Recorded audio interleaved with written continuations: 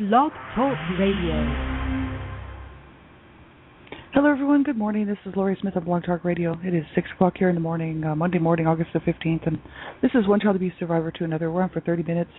It's a live internet streaming radio broadcast from blogtalkradio.com, and the chat room is open. I did pop the link into there, what we're talking about and left off with on Friday, and looking at Robert Burney's web pages from www.joy, JOY2, and so yeah, thanks everybody for being here. I appreciate you all tuning in, and I do a lot of shows, so I appreciate everybody taking the time to listen. And I'm not a counselor or therapist. You have to listen at your own discretion. I'm just a private person, just doing my own shows here on Blog Talk Radio. You have to. I'm talking about abuse, and abuse is a sensitive subject. You have to be careful what you're listening to, and ultimately, it is your decision. So you have to make the right choice for yourself, whether you okay to listen to this or not. I'm talking about abuse, and I don't sugarcoat it. I just tell it like it is, and this is really my healing journey here in the morning. So, you have to, if the topics of abuse or anything related might bother you, you have to do the right thing and turn the show off. If you're under the age of 18, I just ask that you have permission to listen to my shows. I have no idea how young, how young the people are who are listening, right? So if you're under the age of 18, just have somebody who's older who can, help you make a decision. They can listen to the show with you and then help you make a decision whether or not really you should be listening to this age appropriately, right? My shows are definitely not for younger children. So thanks everyone for being here, and we'll get right into this. Friday we were looking at the recovery process and dealing with the fear, really. That's what Robert Burney titled this one. It's called The Recovery Process for Inner Child Healing Through the Fear. And Robert Burney's He's a codependence therapist. He's a grief counselor. He's an author. He's written a book called Codependence: The Dance of Wounded Souls, and which is a great book. It's just an awesome book. And a friend of mine sent me the book, actually, which is just awesome. And he's a spiritual teacher as well. So his stuff is very spiritual. And, some of it's a little bit over my head, but most of it makes sense. And I do like what he has to say about codependency and really the issues, in society being codependent and dysfunctional, really, even, not just our dysfunctional homes that we may have grown up in. Society is very dysfunctional, and that's obvious as we see what's going on out there. It has been going on since time began, right? So, I don't know, I just like what he has to say, but some of it's a little over my head, and some of it I don't necessarily agree with, but it's good to take a look at it. So, he's looking at emotional balance through the fear, and that's kind of where we left off. And we left off maybe about a third of the way down the page, and had this one section, and I want to kind of scroll down there now. Changing our relationship with fear. And he says, fear of the unknown is a natural, normal part of being human. It has a purpose and deserves to be honored as something which serves us. But like our relationship with all the aspects of our being, our relationship with that fear is dysfunctional. So he says the damaged ego responds to its programming by generating fear of things we learned to fear as a child, making mistakes, doing it wrong, being emotional, speaking our truth, taking risks, being alone, not being alone, whatever he says. So we then empower the fear by focusing on it, magnifying it, and generally giving it the power to define us in our life, or by defining it, which also gives it power, because in denying our fear, we are denying ourselves and reality. So going to either extreme results in the inability to see the situation clearly. So it's kind of, just fear of living, really, is what it is. Fear of making mistakes, fear of doing things wrong, things that we may have grown up fearing, from due to our dysfunctional childhoods, just depending. Just even fear of our own emotions, like being allowed to feel these things. This is because our ego was programmed to react to life from fear, negativity, scarcity, and lack. Again, due to emotional trauma we experienced and the messages and role modeling of the adults around us, the disease focuses on and magnifies fear. And then it scrambles around trying to find something to cover up and repress the fear, the very fear it is generating. So the disease blows the fear way out of proportion and then leads us to addictive and or compulsive behaviors as a way of stuffing the fear. So that's kind of really, I sort of I agree with that, Yeah. That's just about using anything, any compulsive or addictive behavior, that we might use, whether it's alcohol, drugs, substance abuse, or for myself, cigarettes, right? But anything that we might use that, people that would possibly maybe even just be shopaholics, or people that soothe themselves in some way that's compulsive or or an addictive type behavior, right? Just to stuff the fear. And I guess, for myself, I mean, I use cigarettes and I've been smoking since I was like 12 years old. I mean, smoking something, which is not good. You know what I mean? Like I'm pretty well fried. Like my lungs are fried, and even though I'm not in too bad a shape for being a smoker for all my life, now is the time to quit if I want to quit, because now is the time to be able to say, hey, I could get some of my health back, And I use these cigarettes for really to cope, and I know that I do. It's what I use them. I use them to cope. I've been using something to cope my whole life, and I need to find a better way to do it, a healthier way. And so that's what I'm kind of working on now, and it's taking me a while. I did quit for over a year, so I proved to myself I could quit smoking, but I was still very anxious. Anxiety levels were pretty high. I still wanted to do something to self-soothe or to nurture or to stuff what I was feeling. It's just that I wasn't smoking. So it was a hard year, and so I need to replace that with something. So that's what I'm kind of working on. But he says this is the essence of the dysfunction. So we live our life reacting to fear and the shame, then that the disease empowers, and then helps us avoid by causing us to focus on something outside of ourselves as the cause and or the cure for the core place within us where we feel empty, where we feel unloved and unworthy. So this is kind of where we left off on Friday, sort of looking at this. And he says we are afraid of our own emotions, of all the repressed feelings, unresolved grief that we are carrying. We learn to be afraid of our own anger and pain and fear. We feel afraid of our fear of our own emotions, and it is this fear once or twice removed that is paralyzing. That is the fear of our own fear is our greatest block to healing. So we are afraid of our own pain and anger, and then we are afraid of our fear of our own pain and anger. So it's kind of like it's a double, it just keeps going and going, right? We may have fear of the fear of our own anguish, our own suffering, right? And so therefore we don't want to look at it. So I was kind of talking about that, like on Friday, just saying, I was afraid that, I needed to be able to rage and some of this anger out, some of this rage, and I thought, I don't even know if I could even allow myself to feel those feelings, because I might not be able to come back from it, just health-wise, you know what I mean? Because I pictured myself going out into a field and just screaming my head off, to let this rage out, And over the last 4.5 years, it's actually kind of dissipated, which is awesome, an awesome feeling for sure. But I thought that I was going to have to just do it all at once, and so I'm glad that for me, it worked. It's sort of diffused itself, because I've been able to get angry in manageable chunks, manageable pieces, right? Whereas before, I really wasn't doing that, wasn't allowing myself to feel things. It was just repressed and stuffed anger and rage that needed to come out.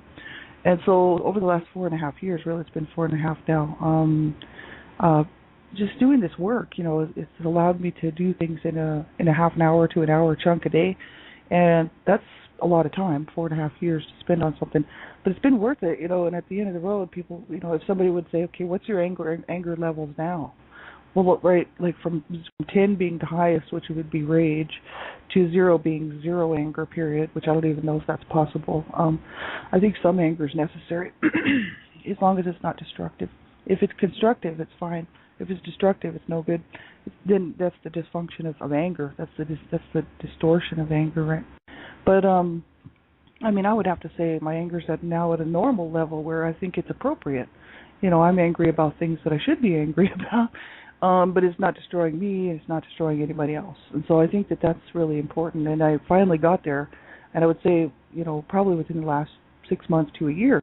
I still have anger, and I still have, I don't have a lot of rage anymore, which I thought I did. I still thought, I still have rage inside of me, but I really don't, because it's more now a normal reaction to what I have had to go through my whole life. It's more of just a feeling of anger and a feeling of loss instead of a feeling of rage. So it is different for sure for me. I don't know how other people may have feeling, but I did a lot of anger work, looking at anger a while back here. Might have been about a year ago now, but or close to a year ago. I did a whole, probably about 2 or 3 months looking at anger, and from angerresources.com. Man, that was a great resource. That was a great website. www.angerresources, ANGERESOURCES, angerresources.com. They had some great information on there about anger and what is anger, and is what's appropriate, and really what's the distortion of anger. And so I really learned a lot about it. So he says here, in order to start finding some balance in recovery, it is important to learn how to take power away from the fear. So in order to do that, it's very important to clear up our relationship with fear and to look at all the different levels involved in our reaction. So the first step is to stop judging ourselves for our fear or anger or pain or loneliness, etc., or denying to ourselves that we even have fear, right? That's kind of interesting. Yeah, I mean, I don't have, I have normal fear, I guess, like what most people would think, normal fears, like just to be able to preserve my life, you know what I mean? I'm very careful about what I do, but the thing is, that's what I was talking about Friday, that many times kids growing up abused or in dysfunctional environments, you live with fears for so long, just living in fear of your own parents, fear that your own parents are going to kill you. I used to fear, because my parents would threaten our lives, right, all of my siblings, and they would say stuff like, well, my dad would say, I should just kill us all, and I should kill us all. And he'd say, I'm going to kill us all in the middle of the night, because that's what God would want me to do. And because my dad was schizophrenic, and he was, he had every other kind of mental issue going on too, but he was a very sick man. And my mom would say stuff like, I should have killed you, talking to me, mainly me. And, they would be, I'll kill you sort of thing. My mother would beat me and then, be threatening to kill me at the same time. So I kind of figured that one day she might. And my dad was really the one to watch out for, because he tried to drive my sister and myself and him over a cliff one time in like a suicide thing, and because my dad was suicidal, right? So, my parents our life was pretty well scary there, living in a home with them, and so this fear, just living in fear, kind of got used to it, and I kind of became cocky, because by the time I was 10 years old, I was like, I don't care, go ahead and kill me, I'm dead anyway. What are you going to do? Like, you've killed me anyway. So I used to tell my mom that, and I'd tell my dad that. I'd be like, just go ahead and kill me, I don't care. And it would land me some beatings for sure. But I didn't care. I was like, go ahead, one more blow, go ahead. Take me out. I want out. So that's by the time I was about 10 years old, I was just really depressed, really down and wasn't receiving what I needed, to be able to maintain a sanity level, and it was pretty harsh, right? The time I was like 13, I was not really trying to take myself out, but I was doing a whole lot of drugs, and I didn't care if I overdosed or not. I would do massive amounts of whatever I could get my hands on, to be so high, right? And so, I was kind of just damaging my own body and stuff, and I was thinking, I don't care, if I'm just going to just continue this on for my parents. They've already started me on this road, so my life has been all about destruction anyway, and pain and anger and rage and fear, so who cares? You know what I mean? So I would put myself in these situations that were pretty dangerous, and I did that all the way until I was about 21. So, then at the age of 20, my brother killed himself. My brother, who was 33 years old, my brother that actually was responsible for the CSA, the incest, right? He killed himself at the age of 33, and I realized at 20 that I was heading the same route that he was going, because I was using drugs, and I was heavy duty drug user at the time, and I thought, man, I'm going to end up in the gutter, I'm going to end up dead somewhere, I'm going to end up doing something, I'm going to end up killing myself or be, overdosing or end up, dead in a drug deal gone bad or something. I thought, I gotta stop this. And many of my friends are dead actually from those very things. I had to get out. So I stopped.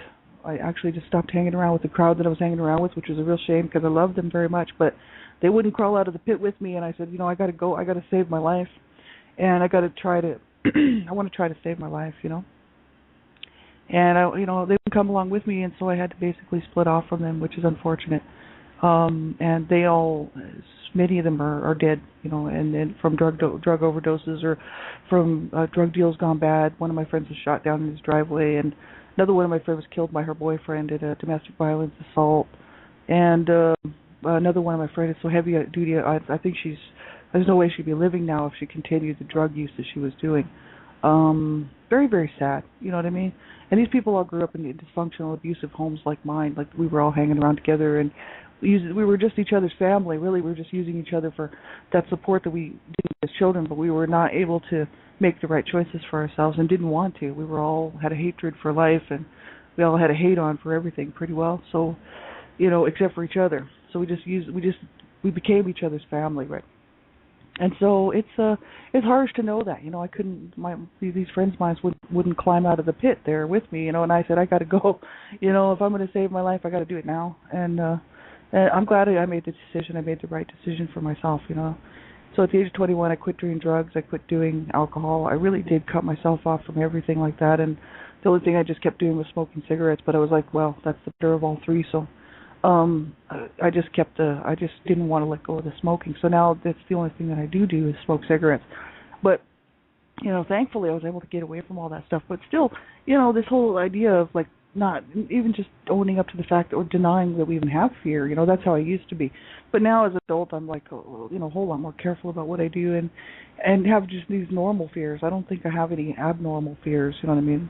But I know that some people do. I just, life is life, and you got to be able to live it. I'm pretty adventurous, as I was talking about on Friday, but I don't mind doing things, that most people probably wouldn't do, right? Like I've done some pretty crazy stuff in my lifetime, just going off by myself, because I am quite often doing things on my own, moving to different, states, moving to different countries. Like, I worked in the Grand Canyon for a year, and was, I figured, well, I'm 24, 25 years old, you know what I mean? Like I have the right to live my life, right? And some people were like, you're going to go off and do that by yourself? And I'm like, well, yeah, you got to be able to live. And so, things like, there's just things that I've done in my lifetime, just moving around, moved to Canada on my own, and then moved to Vancouver Island by myself. And, I've always been able to do stuff like that and just pick up and just go. I'm pretty adventurous. But, and kind of put myself in a little bit harm's way doing that. So it's a little bit, you do have to be very careful what you're doing. You know what I mean? And I've always been aware that there's bad people out there. I grew up with two of the worst people on the planet, my parents, right? So I knew there was bad people out there already. I wasn't deceived. So yeah, so I was careful, very careful about what I was doing. And but the thing is now that I'm getting older, I'm just too old for that kind of stuff, right? I'm like my mid-40s, and it's like, it's time to settle down. And so, my life is pretty sedentary now. But I used to be a pretty adventurous person, but you still have to be careful, right? So he says, so the resistance to growth and to feeling my feelings, which I feel, is not just some kind of a character defect. This is Robert Burney talking. It consists of ages-old adaptations of behaviors and attitudes which the human species found necessary for survival. So he's sort of explaining how his take on fear. So he says, it was important for me to start understanding this so I could stop judging myself for my fear and resistance. I had to learn to accept and honor my fears and my resistance in order to stop fighting the growth process so much. And then I could start to align myself with the growth process and make my experience of life easier and more enjoyable. Then I could start to understand that faith is not the absence of fear. Faith is having the courage to face my fears and walk through them so that I can reach the next level of growth. So that's from his The Dance of Wounded Souls trilogy, book 1. So he's written some books and different trilogies, and he's got some really great information. I hope people check his whole website out. He says, well, that's just it, and I think we need to, like he says, the first step is stop judging ourselves for our fear. Stop judging ourselves for our anger. Stop judging ourselves for our pain. We're going to look at all those things separately. And stop judging ourselves for our loneliness, or whatever we're feeling, right? Or denying it to ourselves that we even have fear or anger or pain or loneliness, right? And I think that, that's, as far as judging ourselves go, we have to be, there's nothing wrong. We do need to judge ourselves a little bit, if we're going to try to help ourselves. But the thing is like, we shouldn't be judging ourselves in that whole negative shaming, critical parent voice, right? Which is what I was doing for years. Because that critical parent voice inside of me is really what I learned as a child from my parents. To be in this whole shaming, blaming thing, like or accusing thing, like you're just a bad child, you're a horrible child. My parents would my dad would say I was evil. He'd be like, you're evil and you're the cause of this family's problems, which was not true. I was the last born child. I was just coming into this family that really, honest to God, I didn't have a chance. And I was just trying to live, and really was a good kid. I was a very good kid, actually. I was actually really decent and loving until my parents turned me into a hateful child, right?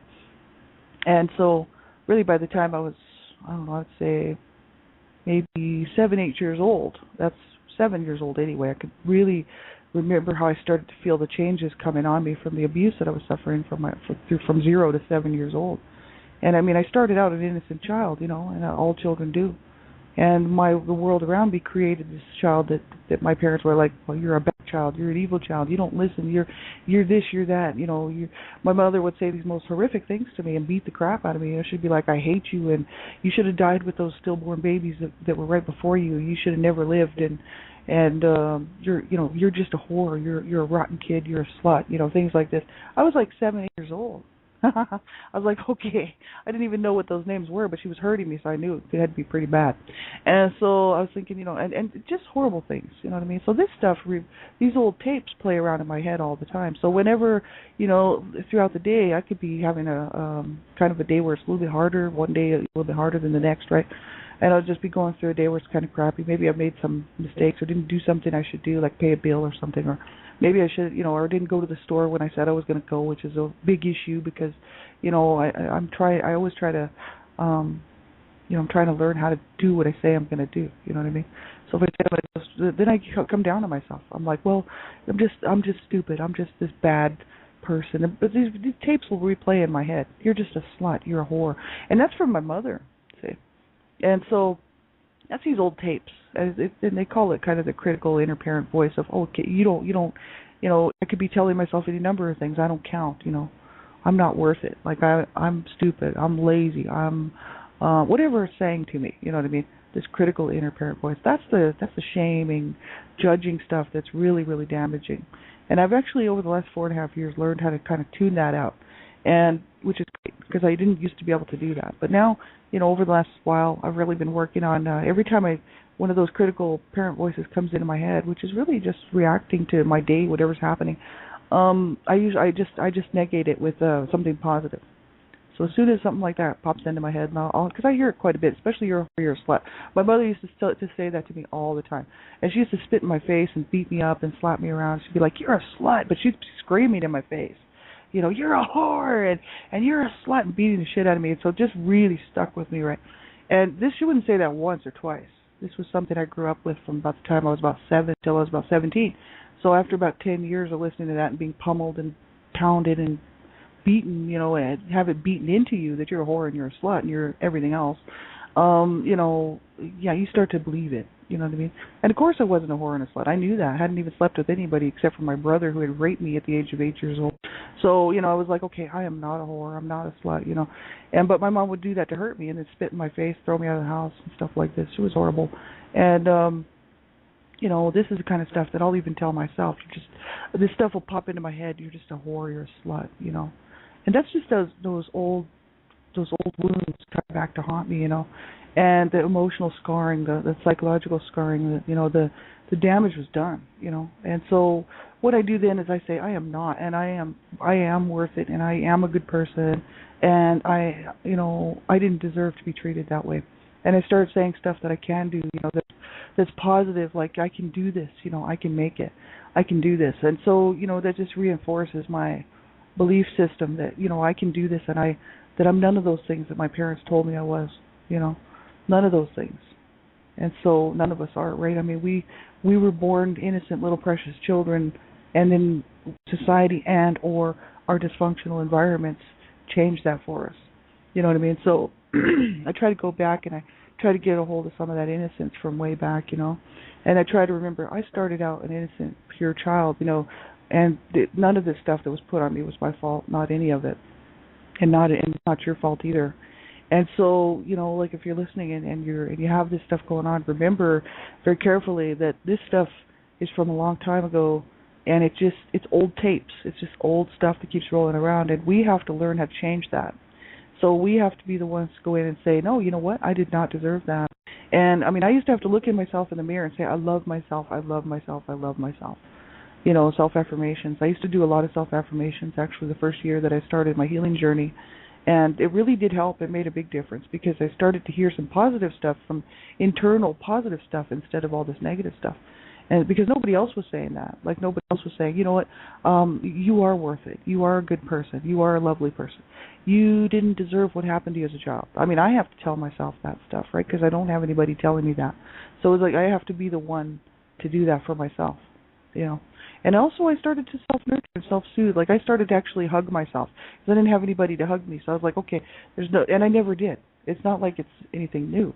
I had a couple of friends in my lifetime who played that role for me, which was one of my best friends in childhood. My friend Arlene. Arlene was my angel friend, and she was like, I know that God sent her to me for a reason. Like she was my angel friend, you know, and she was really the only person that would actually touch me in a positive way. Like she would hug me, she would hold my hand. Like we were best friends, right? And we grew up on this in the same street. And I used to be allowed to go to her house. She wasn't allowed to come to my house. So, but my parents didn't care where I was, so I would be at her house quite a bit. And we just palled around until she got killed when she was 17 years old. And you know, she was such a beautiful person. Like she was the only person as a child that actually would hug me. And my parents and my family and my siblings and my sister, even my sister who's 5 years older than me, were just beating on me, slapping me around, punching me, abusing me in every way. You know what I mean? So this little friend of mine was such a beautiful experience in my life. I'll never forget. And so yeah, I mean, I've had a couple of people in my lifetime who've been that person for me, but lately no. And so therefore I have to do it myself. You know what I mean? And I just decided, I thought, you know, I have to learn how to self-nurture. I have to learn how to go back and self-soothe. Like all this stuff that I missed out on as a child, you know. And one day I was really so desperate there, this was 4.5 years ago, I actually, you know, when I first started my healing journey and I was going through a lot of the feelings that I needed to feel, a lot of the real pain stuff, you know, the real pain and grief work, and I actually held my own hand because I didn't have anybody to do it for me.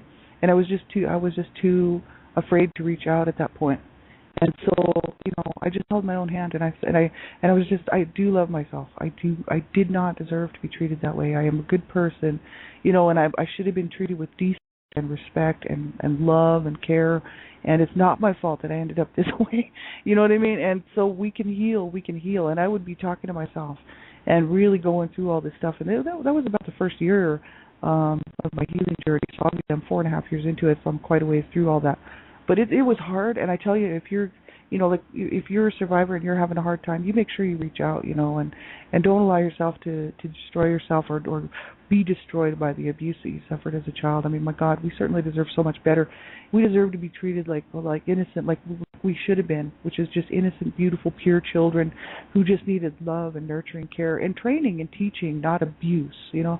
And you know, this is the thing, you know, this is society. Our society is so screwed up. You know what I mean? And so, you know, I'm having to go back and undo and redo and change all this stuff for myself, right? And it's taken me a long time, and I seriously think it will take a long time. You know what I mean? It might even take a lifetime. That's what I've heard from lots of other survivors and other people, counselors and therapists. It's a lifelong journey. But you know, it's so much better for me now than it was. You know what I mean? But I still have these things that I'm still working through, and it's worth it. It's so worth it. I'm so glad I finally made the decision to allow myself to heal and to get help, you know.